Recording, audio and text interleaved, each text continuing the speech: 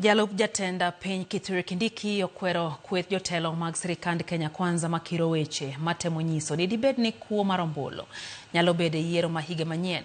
Olose skul sekondar ma Gituri Mixed County ma Kisii. Kindiki wacho ni ok gibi na josiasa wacho weche manyalo rocho yiero mabiro.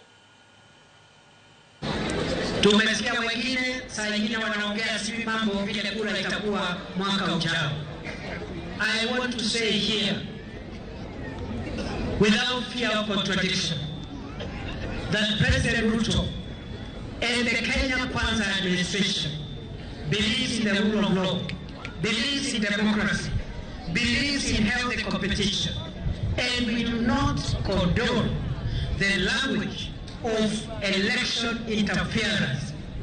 Ourselves, we are products of a free and fair elections in 2022.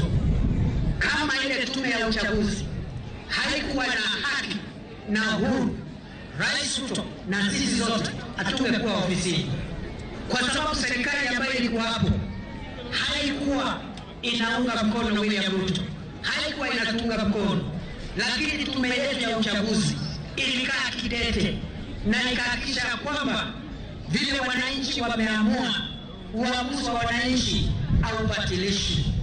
Kwa hivyo sisi kama serikali tunaamini ya kwamba lazima uchaguzi ambao tunaenda mwaka ujao ukuwe wa huru na ukuwe wa haki na usiwe na mapendeleo